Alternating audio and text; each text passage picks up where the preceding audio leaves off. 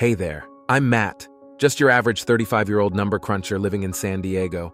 You know, the kind of guy who gets excited about spreadsheets and tax deductions. Thrilling stuff, right? But my wife Gina, she's something else entirely. Gina's an artist, and I mean that in every sense of the word. She's like a walking, talking kaleidoscope of creativity. We've been married for 7 years now, and I swear every day with her is an adventure. Our house looks like a rainbow exploded in it, but you know what? I wouldn't have it any other way. We met back in college. I was this nerdy accounting major trying to impress people with my knowledge of tax laws. Yeah, I know, real smooth. And there she was, barefoot in a sundress, painting intricate designs on people's arms with henna. I was smitten from the moment she looked up at me with those big green eyes and said, "Hey, numbers guy, want some art on that calculator of yours?" Fast forward to now, and we've built a pretty stable life together. I've got my accounting firm, nothing huge, but it pays the bills and then some. Gina, though, man, she's been making waves in the local art scene. Paintings, murals, interior design, you name it, she does it. And let me tell you, watching her career take off has been like watching fireworks on the 4th of July. At first it was just small gigs, a painting here, a decorated office there. But lately, it's like she's become the go-to artist for half of California. Exhibitions, gallery openings, fancy corporate commissions, my girl's doing it all. And I couldn't be prouder.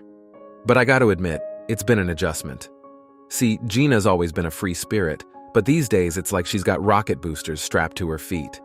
She's constantly rushing from one event to another, her phone buzzing non-stop with new opportunities. Some nights I feel like I'm married to a whirlwind. Take last Tuesday, for example. I came home from work, loosening my tie and ready to crash on the couch with a cold one. But there was Gina, a tornado of energy, throwing clothes around our bedroom like she was auditioning for a role in Twister. "Babe!" she yelled when she saw me. "Thank God you're home. I need your opinion. The blue dress or the red one?" I blinked, trying to process. For what?" She rolled her eyes, but with that smile that always makes my heart do a little jig. "The gallery opening, remember? I told you about it last week. It's tonight." Now I pride myself on remembering important dates. Birthdays, anniversaries, tax deadlines. I'm your guy. But somewhere between balancing Mrs. Johnson's books and figuring out why Mr. Peterson's business was hemorrhaging money, this gallery opening had slipped my mind. Right, I said, trying to cover. "The blue one. It brings out your eyes." She beamed at me, planted a quick kiss on my cheek, and was out the door in a whirlwind of perfume and excitement. "Don't wait up," she called over her shoulder. And that's been our life lately. Gina, always rushing off to some new adventure while I hold down the fort.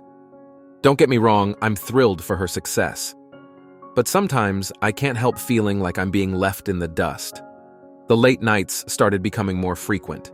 She'd come home way past midnight, smelling of wine and cigarettes, and she doesn't even smoke. Her eyes bright with the high of socializing and networking. I'd pretend to be asleep sometimes, listening to her stumble around our bedroom, humming snippets of songs I didn't recognize. One night, curiosity got the better of me. "How was the event?" I asked, sitting up in bed as she kicked off her heels. She jumped a little, then laughed. "Oh, Matt, I thought you'd be asleep. It was amazing. You should have been there. The energy, the people, God, I feel so alive." I smiled, but it felt a little forced. "That's great, honey. Maybe next time I'll come along." She paused in the middle of removing her earrings, giving me a look I couldn't quite decipher. "Yeah, maybe," she said, but her tone made it clear she didn't really mean it. And that's when I started to feel it. This nagging sense that maybe I didn't fit into her world anymore. I mean, what would an accountant do at a glitzy art show? Discuss the tax implications of selling a painting? But I pushed those thoughts aside. After all, this was Gina's time to shine.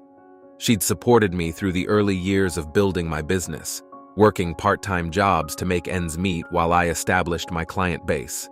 Now it was my turn to support her dreams. So I threw myself into being the best support system I could be.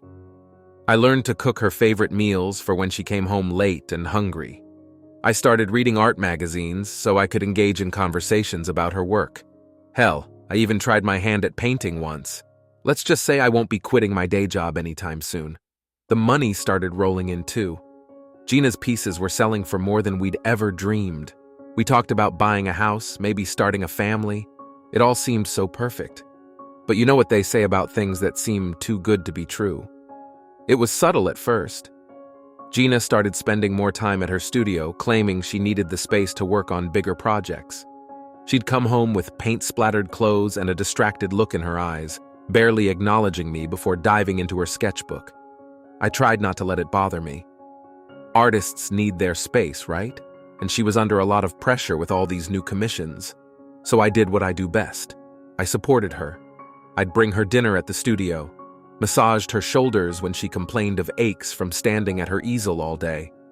But then came the missed dinners, the forgotten anniversaries, the constant stream of texts and calls from numbers I didn't recognize.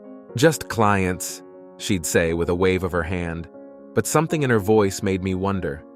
Still, I couldn't deny that Gina was thriving. Her work was getting featured in prestigious galleries, and she was even commissioned to create a mural for the new children's hospital downtown. Every time she'd come home with news of another successful show or a glowing review, I'd feel this mix of pride and something else. Something I didn't want to admit to myself. "Matt, you won't believe it!" She burst through the door one evening, her face flushed with excitement. "Remember that art collector I told you about? The one from New York? He wants to feature my work in his gallery." I grinned, genuinely happy for her. "That's amazing, babe. We should celebrate." She barely seemed to hear me, already tapping away at her phone. "I need to book flights, arrange for the pieces to be shipped. Oh, and I'll need a new outfit for the opening." I watched her, feeling both proud and a little lost. This was what we'd always wanted, right? For Gina to make it big in the art world? So why did I feel like I was being left behind? The trips became more frequent. New York, Chicago, even a showing in Paris. Gina was gone more often than she was home, and when she was here, she was distracted, always planning the next big thing. I tried to keep up. I really did. I'd ask about her latest projects, try to engage her in conversations about her work. But more and more, I felt like I was talking to a stranger. The Gina I knew, the one who used to spend lazy Sundays with me, curled up on the couch with sketchbooks and takeout, seemed to be fading away. But hey, that's the price of success, right? I told myself I was being selfish, that I should be happy for Gina, and I was happy for her, really. It's just, I guess I didn't realize how much her success would change our lives. So I kept supporting her, kept being the steady rock she could come home to after her whirlwind adventures in the art world. And if sometimes I felt a little lonely, a little left out, well, that was just something I'd have to deal with.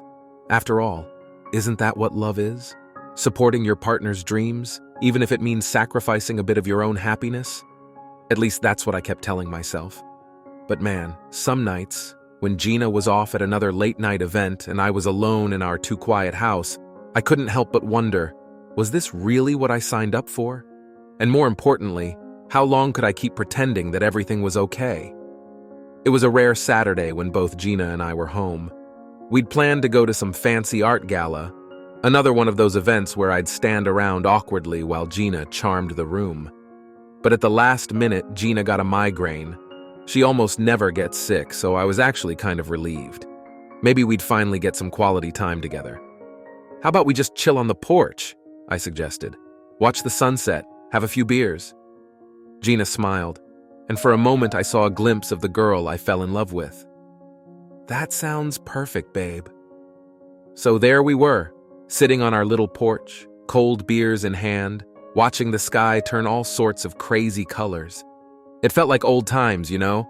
Before all the gallery openings and late-night networking sessions, just me and my girl talking about everything and nothing. "Remember when we used to do this every weekend?" I asked, feeling a bit nostalgic. Gina laughed. "God, we were so broke back then, but it was fun, wasn't it?" I nodded, taking a swig of my beer. "Yeah, it was. Sometimes I miss those days." She gave me a look I couldn't quite read. "Really? But things are so much better now, aren't they?" We've got money, my career's taking off. I shrugged. Yeah, I guess. It's just different, you know? She was quiet for a moment, then stood up. I'm gonna grab another beer. Want one? I held up my still half-full bottle. I'm good, thanks. As Gina disappeared into the house, I leaned back in my chair, feeling, I don't know, content? It had been a while since we'd just sat and talked like this. Maybe things were finally getting back to normal. Then I heard it. That little ping sound from Gina's phone sitting on the table between us. I tried to ignore it, I really did. But curiosity got the better of me, and I glanced over. The message preview made my stomach drop. I'm looking forward to seeing you next time. Now, I'm not usually the jealous type. Gina's got tons of clients, and yeah, sometimes they text her at odd hours, but something about this message, it just didn't sit right with me. When Gina came back out, I tried to keep my voice casual. Hey, you got a message while you were inside. She grabbed her phone, glanced at it, then quickly put it face down on the table. Oh, it's nothing, just a client. On a Saturday night? I couldn't help asking. She shrugged. You know how it is, art never sleeps. I wanted to push it, to ask who A was and why they were looking forward to seeing my wife. But Gina started talking about her latest project, and the moment passed. The next week and a half went by like normal. Well, our new normal anyway. Gina was busy with her art stuff. I was knee-deep in tax season prep. We barely saw each other, but hey, that's just how it had been lately. Then came another Saturday night. Gina was out at some art thing. I'd stopped keeping track of them all, to be honest. I was home alone, trying to distract myself with a basketball game on TV. I heard Gina's phone buzz. She'd forgotten it on the coffee table when she left in a rush earlier. I ignored it at first, but it kept going off. Figuring it might be important, I glanced over. That's when I saw it. Another message from A. I can't wait to see you, baby. I want to repeat that unforgettable time. My heart stopped. My hands started shaking. This couldn't be what it looked like, right? I picked up the phone, my finger hovering over the unlock button. Part of me wanted to open it, to see what other messages this A had sent. But another part of me was terrified of what I might find. In the end, I put the phone back down. I trusted Gina, right? There had to be an explanation for this. Maybe it was just some overzealous client. Maybe. But even as I tried to rationalize it, I couldn't shake the sick feeling in my gut. The way Gina had been acting lately, always distracted, always on her phone. Could it be? No. No way. Gina loved me. We'd been through too much together for her to throw it all away like that. When she got home that night, stumbling in around 2 a.m., I pretended to be asleep. I listened to her fumble around in the dark, heard the soft ping of her phone as she checked her messages. I wanted to confront her right then and there, to demand answers about who A was and what kind of unforgettable time they'd had. But I was scared. Scared of the truth, scared of what it might mean for us. So I lay there, eyes closed, heart racing as Gina slipped into bed beside me. She smelled like cigarettes and alcohol and something else. Something I didn't recognize. The next morning, over coffee, I tried to broach the subject casually. So, how was the event last night? Gina barely looked up from her phone. Oh, it was fine. Just the usual crowd. Meet anyone interesting? I pressed. She glanced at me then, a flicker of something in her eyes. Not really. Why do you ask? I shrugged, trying to keep my voice steady. No reason, just curious. She went back to her phone and I sat there feeling like an idiot. Why couldn't I just ask her outright? Why was I so afraid of the answer? The days that followed were torture. Every time Gina's phone buzzed, I felt my heart rate spike. Every time she said she had a late meeting or a client dinner, I wondered if she was really with A. I started noticing things I'd overlooked before. The way she'd turn her phone away when texting, how she'd always take calls in another room, the new perfume she'd started wearing. But still, I said nothing. I told myself I was being paranoid, that I was letting my imagination run wild. After all, Gina and I had been together for years. We'd built a life together. She wouldn't throw that away, would she? One night, about a week after I'd seen that second message, Gina came home late again. She was humming to herself, a little smile playing on her lips. "Good night?" I asked, trying to keep the suspicion out of my voice. She nodded, her eyes bright. "Yeah, it was great. We sold 3 pieces." "We?" I couldn't help asking. Gina froze for a second, then laughed it off. "Oh, me and the gallery owner. We're a team now." I nodded, not trusting myself to speak. A team, right. That night, as Gina slept beside me, I lay awake, staring at the ceiling. I couldn't shake the feeling that something was very, very wrong. That our perfect life, the one we'd worked so hard to build, was starting to crumble. I thought about waking her up, about demanding answers. But what would I say? "Hey, honey, are you cheating on me with someone named A?" Yeah, that would go over well. So I did what I'd been doing for weeks now. I pushed my doubts aside, told myself I was being ridiculous. Gina loved me. She'd never do something like that. But as I finally drifted off to sleep, a little voice in the back of my mind whispered, "Are you sure?" The next morning, I woke up determined to put this whole thing behind me. I was being silly, letting my insecurities get the best of me. Gina was successful, that's all. I should be happy for her, not suspecting her of anything. But as I watched her rush around the kitchen, getting ready for another busy day, I couldn't help but wonder, who was A? And what kind of unforgettable time had they had together? I shook my head, trying to clear those thoughts. This was Gina, my Gina. The woman I'd loved for years, the woman I'd built a life with. Whatever was going on, there had to be an explanation, right? I couldn't take it anymore. The suspicion, the doubt, it was eating me alive. So one night, when Gina's phone buzzed for the umpteenth time, I decided to confront her. "Who's that?" I asked, trying to keep my voice casual. Gina glanced up from her phone, a slight frown on her face. "Just a client. At 11 on a Saturday night?" I couldn't keep the edge out of my voice. She shrugged, but I noticed a flicker of something in her eyes. Guilt? Panic? You know how artists are. We keep weird hours. I took a deep breath. "Gina, I saw a message the other day from someone called A. They seemed pretty friendly." For a split second, Gina's face went blank. Then she laughed, but it sounded forced. "Oh, that's just Alex. He's a new client, very enthusiastic about art. Sometimes he gets a bit carried away with his messages." "Carried away?" I echoed. "Gina, he called you baby. Said he wanted to repeat some unforgettable time." Gina's laugh this time was even more strained. "Oh, Matt, don't be silly, that's just how he talks. He's European, you know how they are. Very expressive." I wanted to believe her. God, I wanted to believe her so badly. But something in her eyes, in the way she couldn't quite meet my gaze, told me she wasn't being entirely truthful. "Are you sure that's all it is?" I pressed. She reached out, taking my hand in hers. "Matt, honey, I promise. There's nothing going on. Alex is just a client, nothing more." I nodded, forcing a smile. "Okay, I believe you." But I didn't. Not really. Still, what could I do? Accuse my wife of lying to my face? So I did what I'd been doing for weeks now. I pushed my doubts aside and pretended everything was fine. A couple of days later, I decided to surprise Gina at her studio. It was a Tuesday, and I knew she'd been working late a lot. I figured I'd bring her some of that street food she loves, maybe a couple beers. We could have a little impromptu date night in her studio. I was feeling pretty good about my plan as I approached the studio. The sun was just starting to set, painting the sky in shades of orange and pink. I could already imagine Gina's face lighting up when she saw me.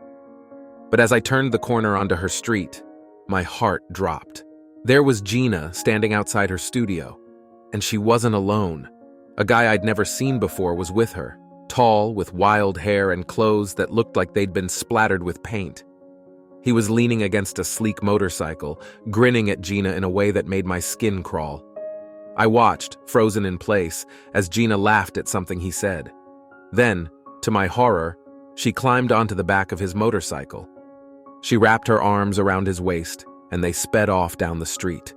For a moment, I couldn't move, couldn't breathe. This couldn't be happening. There had to be an explanation.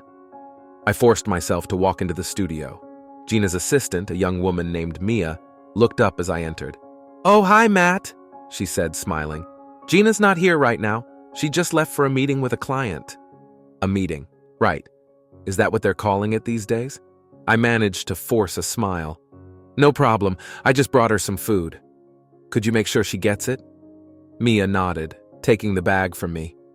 "Of course. That's so sweet of you." I mumbled something in response and fled the studio. The beers I'd brought were still in my hand. Well, no sense in letting them go to waste.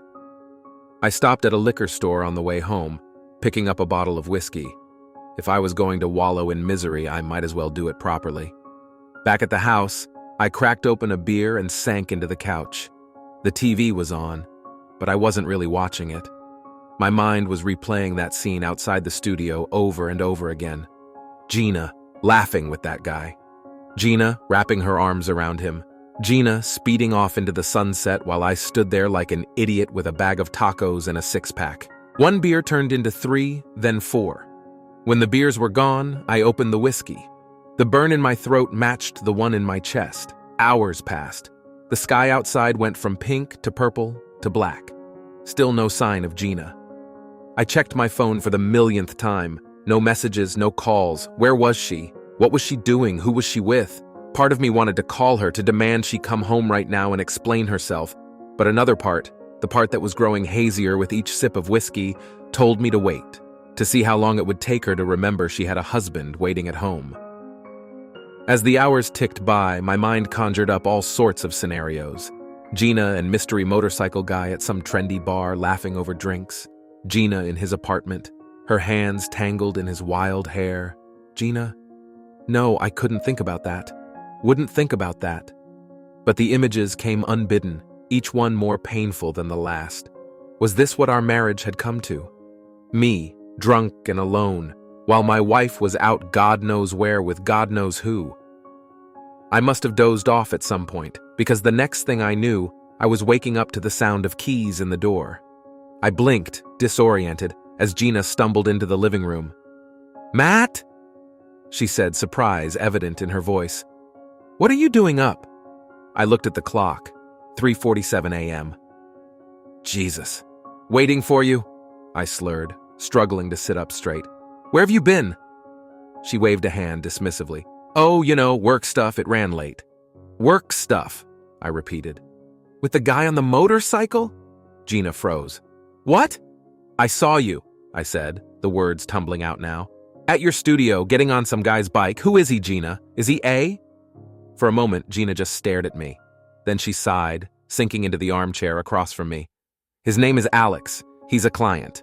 We were just going to look at a potential site for a mural." "At 11 at night?"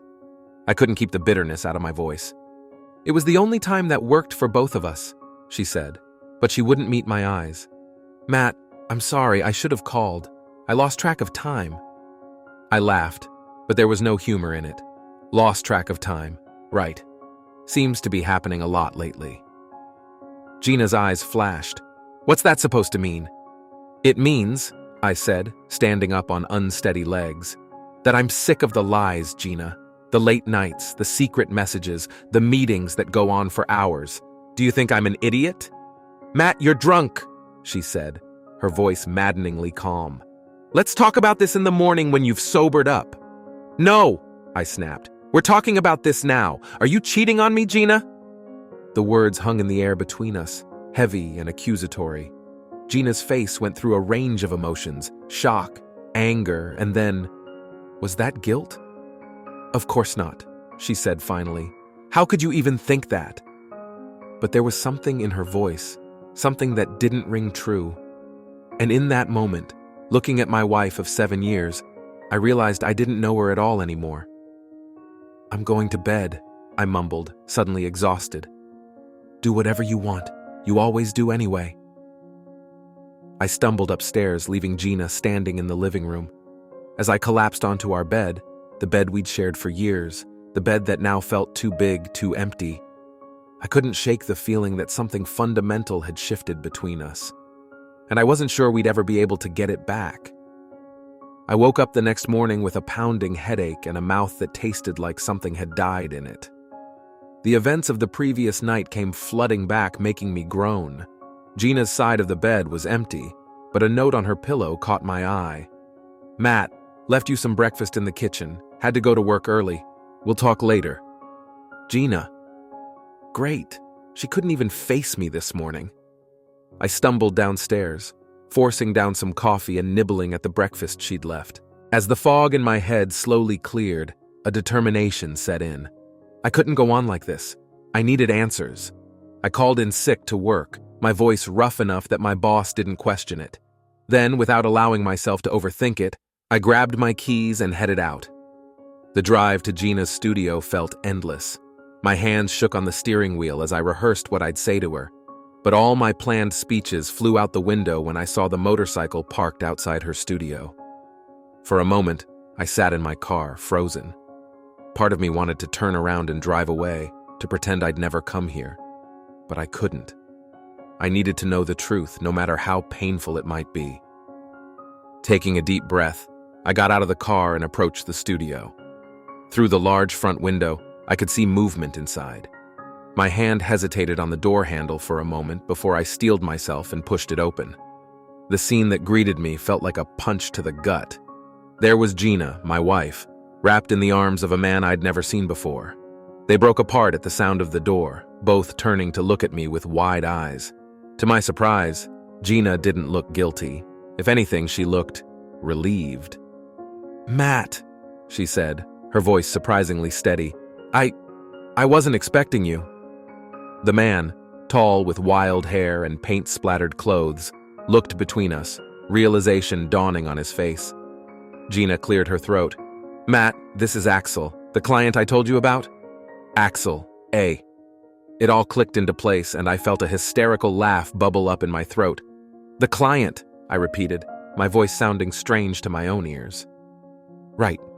The one who's been sending you all those texts." Axel, looking uncomfortable but not particularly apologetic, spoke up. "Look, man, I think you two probably need to talk. I've got some things to take care of anyway." He turned to Gina, giving her a soft smile that made my blood boil. "I'll call you later, okay?" Gina nodded, and Axel grabbed his jacket, brushing past me on his way out. I heard the roar of his motorcycle starting up, and then he was gone, leaving me alone with my wife. For a long moment, we just stood there, staring at each other. Gina looked different. Her hair was messier than usual, her clothes more casual. She looked younger somehow, more alive. It hurt to look at her. Finally, she broke the silence. "Sit down, Matt. We need to talk. We need to talk." Those 4 words hung in the air between us, and I felt my heart sink. Everyone knows that nothing good ever follows that phrase. I braced myself for what was coming, though I wasn't sure anything could have truly prepared me for what Gina was about to say. She took a deep breath, her eyes meeting mine with a mixture of determination and what might have been pity. "Matt, I'm just going to come out and say it. I'm dating Axel." Even though I'd seen them together, even though I'd suspected for weeks now, hearing her say it out loud felt like a physical blow.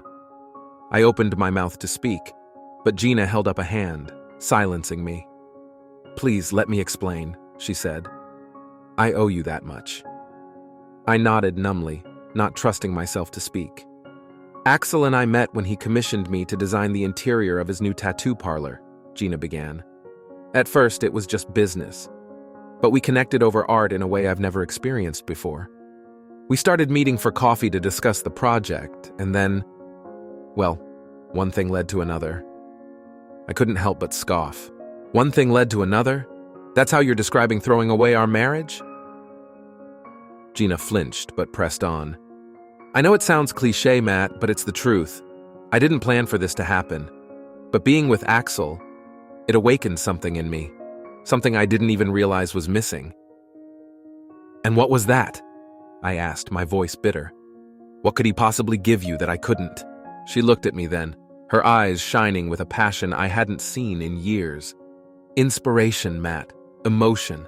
A zest for life that I'd forgotten existed." Her words stung more than I cared to admit. And I don't give you those things? Gina's expression softened. You give me stability, Matt. Security. And I'm grateful for that. I really am. You're reliable, dependable, monotonous, I finished for her. She didn't deny it. I need more than stability, Matt. I'm an artist. I need passion, excitement, spontaneity. And Axel, he gives me that. I felt like I was drowning, struggling to make sense of what she was saying. So what? Our whole life together has just been boring for you? No, not boring, Gina said quickly. Just predictable, safe. And for a long time, that was enough. But now you want to throw it all away for some tattooed guy on a motorcycle? I said bitterly. Gina's eyes flashed. It's not about the tattoos or the motorcycle, Matt. It's about how Axel makes me feel alive, inspired. Since I've been with him, my art has taken on a whole new dimension. I'm creating things I never thought possible. I'm getting recognition, commissions. My career is finally taking off. I laughed, but there was no humor in it. So what? I was holding you back all this time? No, that's not what I'm saying, Gina insisted. You've always supported my art, but Axel, he challenges me, pushes me to be better. With him, I'm not just creating art, I'm living it. I shook my head, trying to process everything she was saying. And our marriage? Our life together? Does that mean nothing to you? Gina's eyes filled with tears. Of course it does, Matt. You've been a wonderful husband, but I can't keep living a lie. I can't keep pretending that this life, this stability is enough for me anymore. So what are you saying? I asked, though I already knew the answer. She took a deep breath. I think we should get a divorce. There it was. The final nail in the coffin of our marriage. A divorce, I repeated, the word tasting bitter on my tongue. Gina nodded. I know it's not an easy decision. Believe me, I've thought about this for months. But I think it's for the best. You can continue living your stable life, and I can pursue my passions without feeling guilty. I stared at her, this woman I'd loved for so long, now a stranger to me. And you're okay with this? Throwing away everything we've built together? She met my gaze steadily. I have to be. I can't lose my taste for life, Matt. I can't exchange my dreams for monotony, no matter how stable it might be. We sat in silence for a long moment, the weight of her words hanging heavy between us. Finally, I spoke. So that's it then? We're done? Gina nodded, a single tear sliding down her cheek. I think it's for the best. If you want a divorce, I'm all for it. I stood up, feeling suddenly old and tired. I think I should go. Gina didn't try to stop me as I walked out of her studio. The roar of a motorcycle engine in the distance seemed to mock me as I got into my car. The drive home was a blur. I kept replaying Gina's words in my head, trying to make sense of how my life had fallen apart so completely. I, a man who had loved and adored his wife, had been dumped for a tattooed biker. It felt like some kind of sick joke. As I pulled into my driveway, a crazy thought flashed through my mind. Maybe if I got a few tattoos, bought a motorcycle. But I dismissed it as quickly as it came. That wasn't me. That wasn't who I was. And if that's what Gina wanted now, well, I guess I never really knew her at all. I walked into the house that suddenly felt too big, too empty. Our photos still hung on the walls, mocking me with memories of happier times. I grabbed a beer from the fridge and sank into my armchair, staring out the window at the setting sun. How had it come to this? I'd given Gina everything I had, my love, my support, my whole life. And in the end, it wasn't enough. I wasn't enough. I felt betrayed, abandoned. The woman I'd built my life around had tossed me aside like I meant nothing. All those years, all those memories, did they mean anything to her at all? As I sat there, nursing my beer and my broken heart, I couldn't help but wonder what came next. How do you start over when your entire world has been turned upside down? How do you learn to trust again when the person you trusted most has betrayed you so completely? I didn't have any answers. All I knew was that the life I'd known, the future I'd planned, was gone, shattered like the beer bottle I suddenly realized I'd crushed in my hand. Cursing, I went to the kitchen to clean up the mess. As I picked up the shards of glass, I couldn't help but see them as a metaphor for my life. Broken, jagged, dangerous to handle. But as I carefully disposed of the broken bottle, another thought occurred to me. Maybe this was an opportunity, a chance to rebuild, to create something new from the pieces of my old life.